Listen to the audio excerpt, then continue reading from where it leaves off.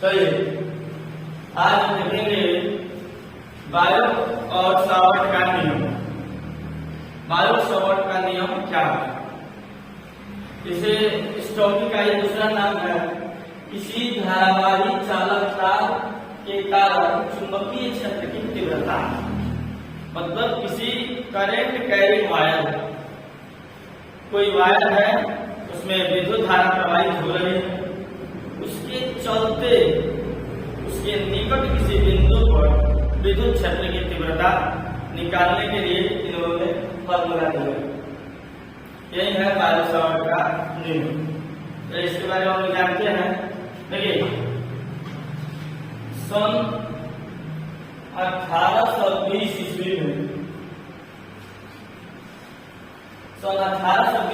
में ओरस्टेड नामक वैज्ञानिक ने ये हमें बताया कि किसी वायर में विद्युत क्षेत्र प्रवाहित, विद्युत धारा प्रवाहित किया जाए। 1820 ईस्वी में ओरस्टेड नामक वैज्ञानिक ने हमें ये बताया कि किसी वायर में विद्युत धारा प्रवाहित किया जाए, जैसे कोई वायर है इसमें विद्युत धारा प्रवाहित करते हैं, इसके चारों तरफ विद्युत क्षेत्र की उत्पत्ति हो जाती है। इसके चारों तरफ विद्युत क्षेत्र की उत्पत्ति हो जाती है। फिर 1830 ईस्वी में ही बायो सावर्ट ने बताया कि वो जो विद्युत क्षेत्र की उत्पत्ति होगी वो कैसा होगा, किन बातों पर निर्भर करेगा, उसको निकाला कैसे जाएगा, उसके लिए क्या फॉर्मूला। ठीक है, इसके बारे में जानते हैं।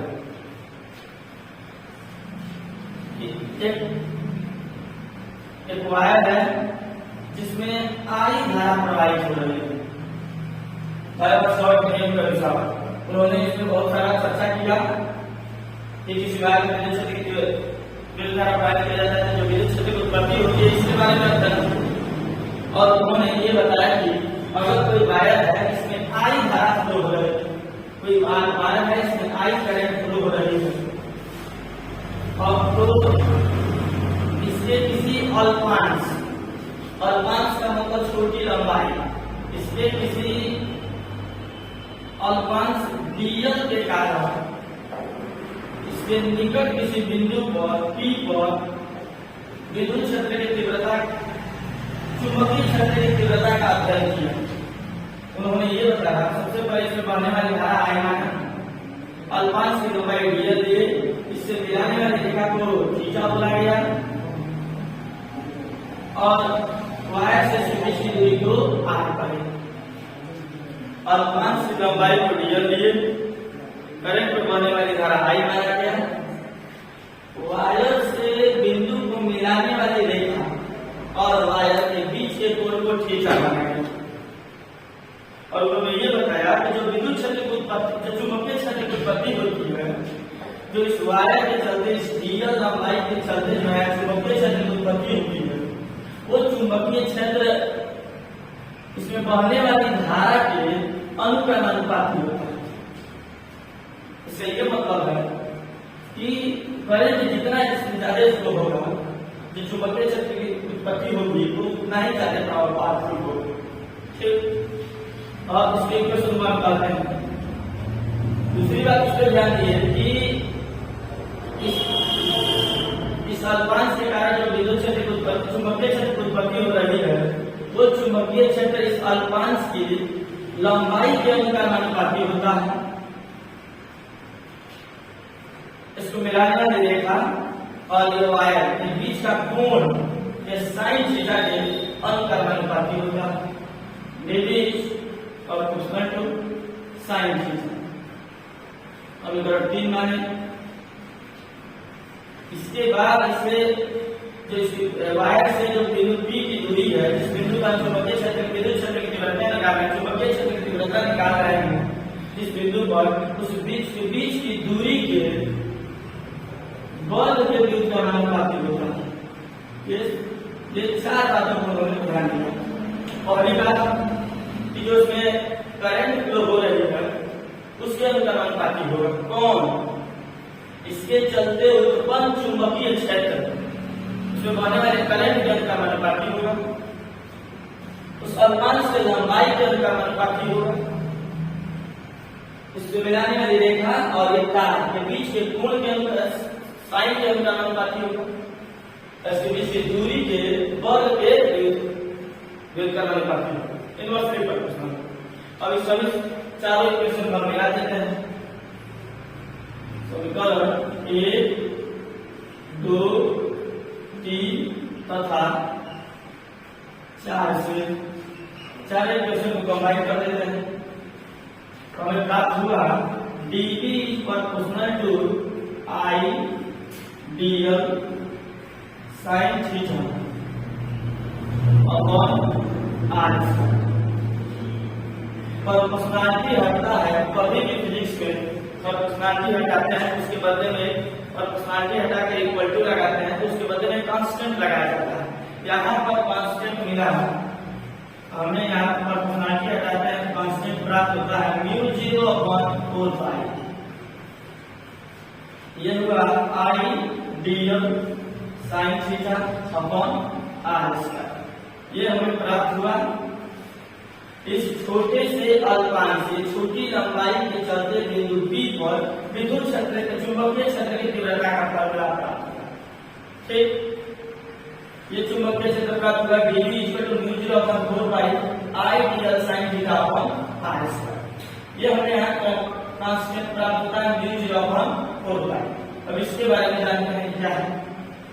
यहाँ पर हमें कांस्टेंट प्राप्त हुआ है म्यू 0/4 पाई, जिसका मान होता है 10⁻⁻⁷। म्यू 0/4 पाई का मान होता है 10⁻⁷। यहाँ से इसको इधर परिवर्तन करते हैं, हमें म्यू 0 का मान प्राप्त होता है 4 पाई इंटू 10⁻⁷। ये प्राप्त हुआ म्यू 0 का मान होता है। म्यू 0 का नाम क्या है? म्यू 0 का नाम है निर्वात की चुंबकशीलता।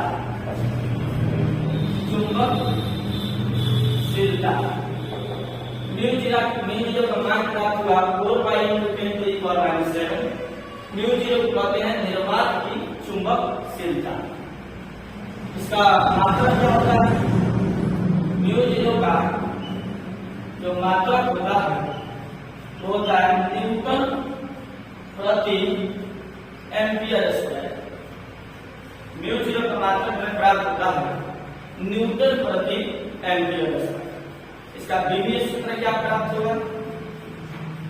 विभीय सूत्र हमें प्राप्त होगा न्यूटन का होता है mL/T⁻²,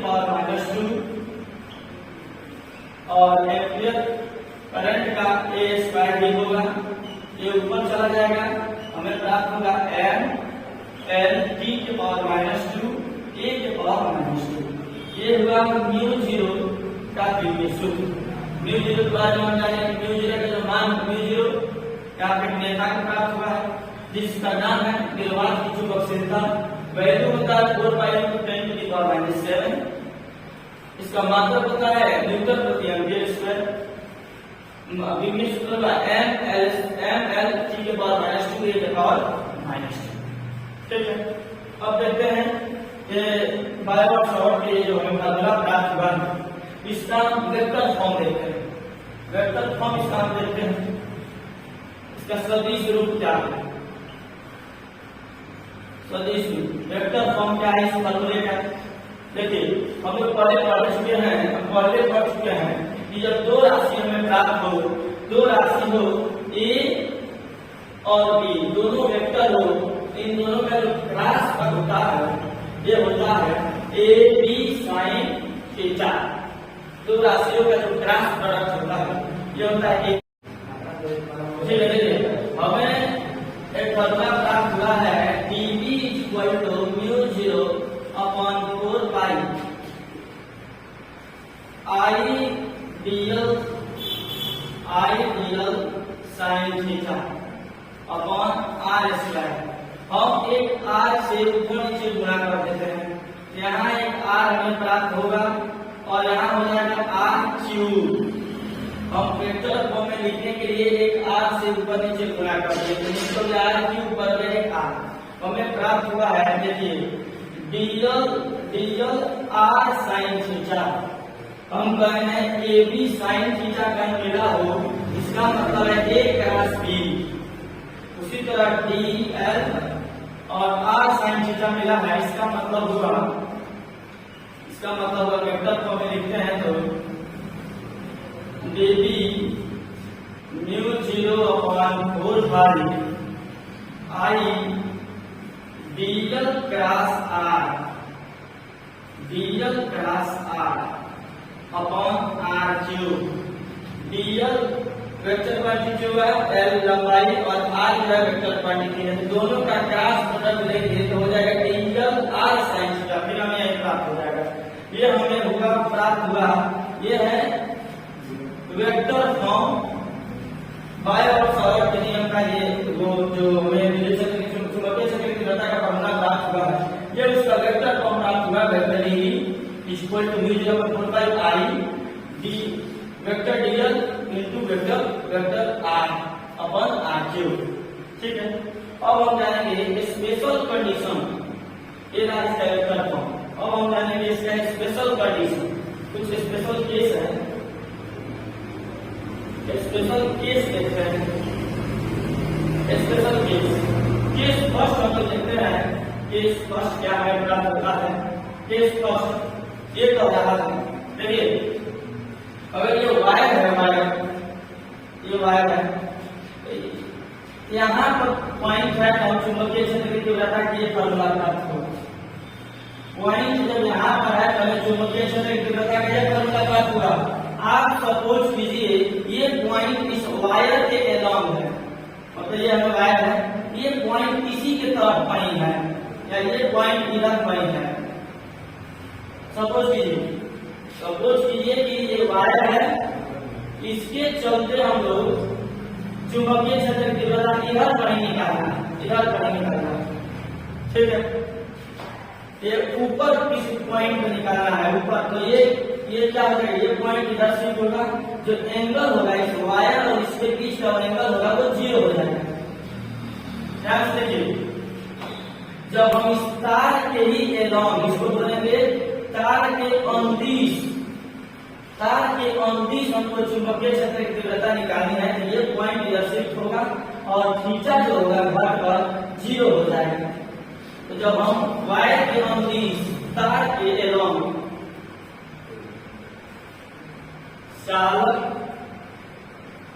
चालक तार के अनुदिश किसी बिंदु पर जो डीबी हमें प्राप्त होगा, वहां पे थीटा हो जाएगा 0 डिग्री, और जो हमें डीबी मैग्नेटिक फील्ड प्राप्त होगा dB equal to mu 0/4 pi I dl sine 0 upon R square. क्या देखते हैं, तार के अनुदिश चुंबकीय क्षेत्र की तीव्रता, मतलब ये पॉइंट इधर हो, ये पॉइंट इधर हो, यहाँ पे थीटा 0 हो जाएगा। साइन 0 का मान 0 होता है, ध्यान दीजिए, साइन 0 का मान 0 होता है। यहाँ 0 रखेंगे और पूरी क्वांटिटी से जब उसमें 0 का गुणा करेंगे, पूरा डीबी जो हो गया 0 हमें प्राप्त हो जाएगा। साइन 0 का मान 0 होता है, और जब समय गुणा करेंगे तो 0 हो जाएगा। इससे क्या निष्कर्ष निकल रहा है कि अगर कोई तार है, क्या देखिए, अगर कोई तार है, इसमें करंट फ्लो हो रहा है, इसी के तरफ यहाँ निकालना चाहते हैं, यहाँ निकालना चाहते हैं किसी बिंदु पर, या इसके नीचे किसी बिंदु पर विद्युत क्षेत्र निकालना चाहते हैं, चुंबकीय क्षेत्र निकालना चाहते हैं, वो शून्य होता है। मतलब इस तार के इधर चुंबकीय क्षेत्र नहीं है, 0। इस तार के इधर चुंबकीय क्षेत्र 0, ये यहाँ से प्रूफ हुआ। ठीक, सेकेंड कंडीशन निकालते हैं, सेकेंड केस देखते हैं। केस सेकेंड क्या है, ये वायर है, हमें प्राप्त हुआ ये वायर। इस वायर से एकदम परपेंडिकुलर किसी पॉइंट पर, एक परपेंडिकुलर लंबवत किसी बिंदु पर चुंबकीय क्षेत्र की तीव्रता निकालनी है। तार के एकदम लंबवत किसी बिंदु पर चुंबकीय क्षेत्र की तीव्रता निकालनी है, तो वहां थीटा 90 डिग्री, थीटा क्या होगा 90 डिग्री निकालना। तो चालक तार के लंबवत किसी बिंदु पर क्या हो जाएगा यहाँ theta equal to 90 degree, theta equal to 90 degree. यहाँ मैग्नेटिक फील्ड प्राप्त होगा dV equal to mu 0 upon 4 pi I d of sin 90 upon r square. एक बात जानते हैं sin 90 का मान सबसे ज्यादा होता है, वो भी 1 होता है। तो sin 90 का मान सबसे ज्यादा 1 होता है, इसका मतलब मैग्नेटिक फील्ड इस कंडीशन में सबसे ज्यादा होगा dV max equal to sin 90 मान 1 यानी mu 0 upon 4 pi I dl upon r square. ये प्राप्त हुआ जब हम वायर के परपेंडिकुलर किसी बिंदु पर विद्युत चुंबकीय क्षेत्र की तीव्रता निकालेंगे तब वायर के अनुदिश किसी बिंदु पर मैग्नेटिक फील्ड निकालेंगे तो हमें शून्य प्राप्त होगा। ठीक, ये हम लोग निकाल लेते हैं किसी छोटे से अल्पांश के कारण विद्युत क्षेत्र की चुंबकीय क्षेत्र की तीव्रता। अगर पूरे तार के चलते चुंबकीय क्षेत्र की तीव्रता निकालनी है तो हम उसको इंटीग्रेट कर देंगे। पूरे वायर के चलते डीएल के चलते चुंबकीय क्षेत्र की तीव्रता ये है, संपूर्ण वायर के चलते संपूर्ण चालक तार के कारण चुंबकीय क्षेत्र की तीव्रता क्या होगी, इसको इंटीग्रेट कर देंगे, इस फॉर्मूले को इंटीग्रेट करेंगे तो हम इंटीग्रेट करेंगे dV equal to integration mu 0 upon 4 pi I dl sin theta upon r square. dV का इंटीग्रेशन v होगा, ये कांस्टेंट बाहर आ जाएगा, म्यू 0 अपॉन 4 आपके कर दो प्रसाद मेरा भी करेगा चालू करो।